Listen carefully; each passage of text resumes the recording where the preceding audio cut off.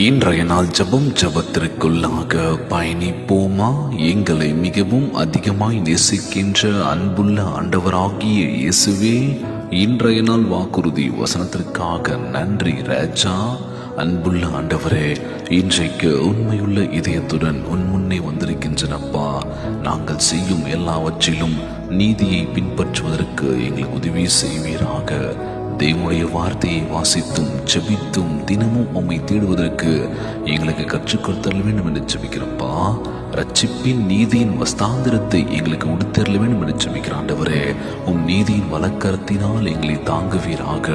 உம் சமாதானம் எங்கள் உள்ளத்தை, வீட்டை, நாங்கள் செல்லும் எல்லா இடத்தையும் நிறைந்தரல வேண்டும் என்று ஜெபிக்கிறப்பா.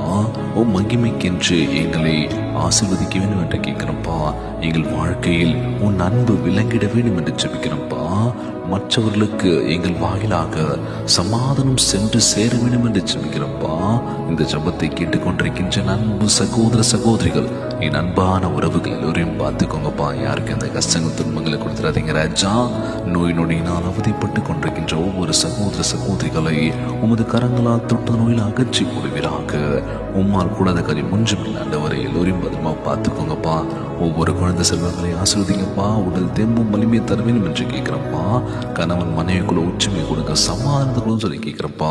குடும்ப உறவுகள் மகிழ்ச்சியா இருக்க வேண்டும் என்று இன்றைய நாள் ஜெபம் இயேசுவின் விலையேற பெற்ற நாமத்தினாலே ஜெபிக்கின்றேன் நல்ல பிதாவே, ஆமேன் ஆமேன். இயேசுவுக்கு புகழ், இயேசுவுக்கு நன்றி.